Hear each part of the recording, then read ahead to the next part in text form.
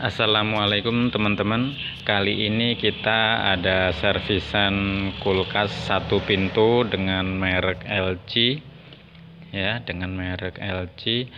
Ini kendalanya kulkasnya dingin tapi tidak bisa beku. Ini udah pernah diservis ke tempat lain katanya yang punya. Jadi kita pastikan aja freonnya masih ada atau sudah habis.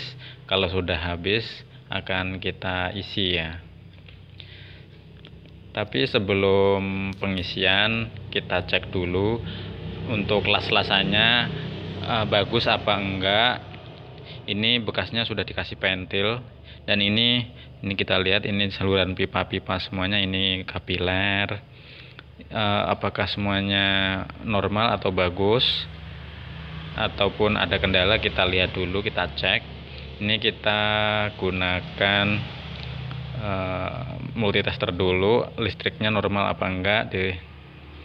Ini 200 volt ya, yang seharusnya 220 volt, sebenarnya kurang sedikit tapi masih batas toleransi. 200 volt masih bisa biasanya,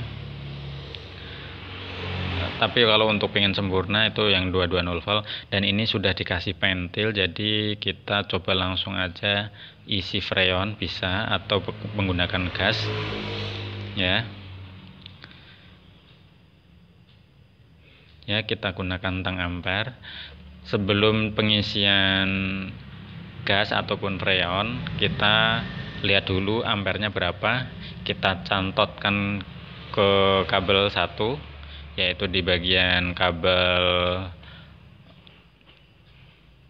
untuk mesinnya atau kompresornya. Kita sambungkan kabel pengisian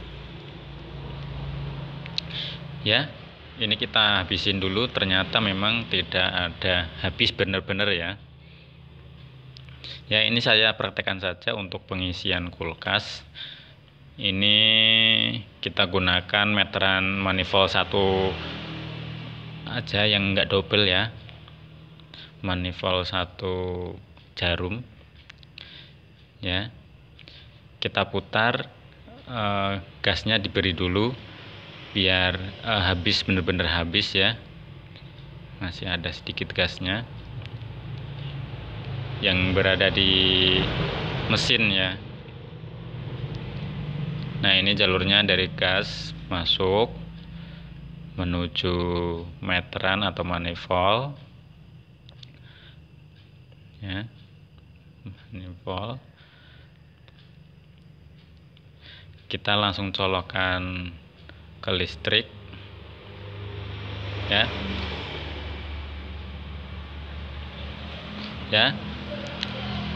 Ampernya naik 2 ampere 0,2 ya, 0,2, yang normalnya itu 0,3 sampai 0,4 untuk kulkas satu pintu.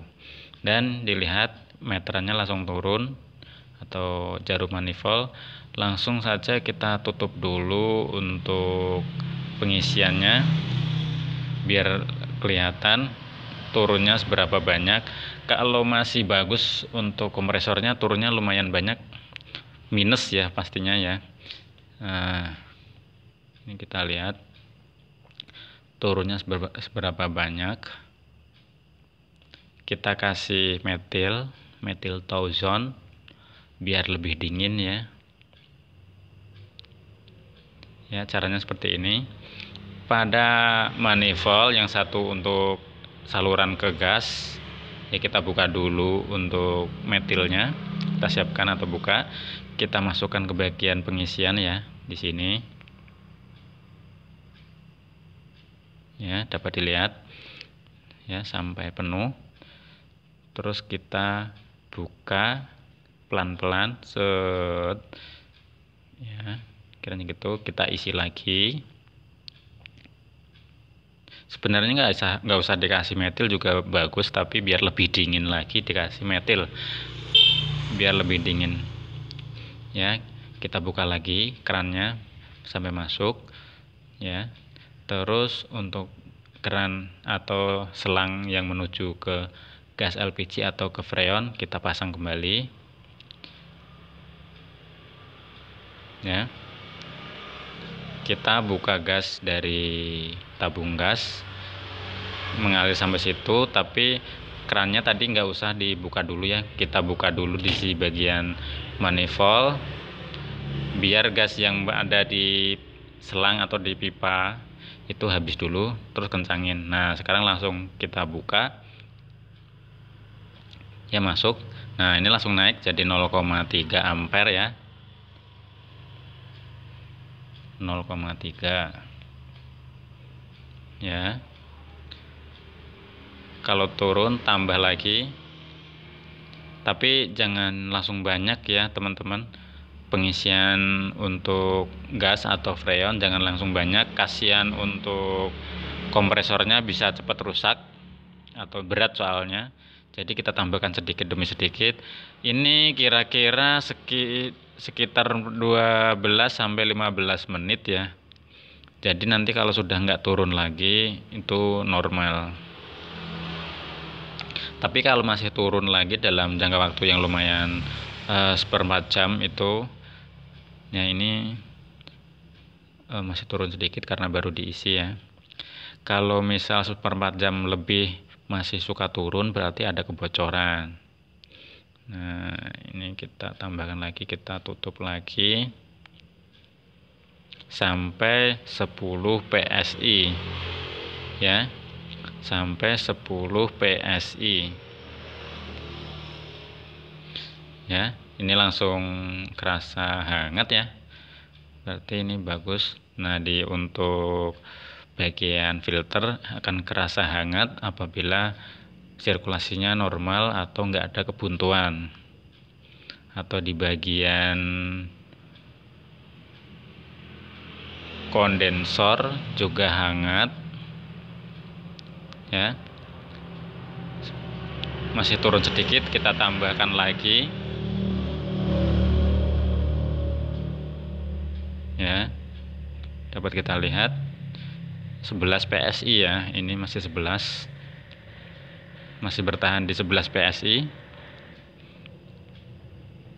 ya. Kita tambahkan lagi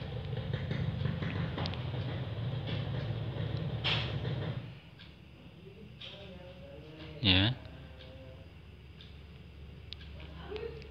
ya. Ya ada teman ya, kita tambahkan lagi untuk freonnya itu atau gasnya itu sampai 10 PSI, lebih dikit juga boleh atau 11 juga boleh, pokoknya di meteran itu biasanya 10 PSI ya. Ya kita tambahkan lagi ya, kira-kira seperti ini untuk pengisian freon. Jadi nanti kalau sampai seperempat jam lebih ada menurun atau untuk jarumnya turun, berarti ada kebocoran ya. Kita tutup untuk metilnya biar nggak tumpah ya. Sepertinya bertahan ya, masih bertahan ya. Dan ampernya masih di angka 0,3, berarti bagus ya. Dan ini kerasa hangat, panas. Kita lihat untuk bagian evapnya apakah kerasa dingin ya. Sudah dingin, bagus ya, dingin ya. Nah, ini akan merambat ya ya, lumayan dingin, bagus.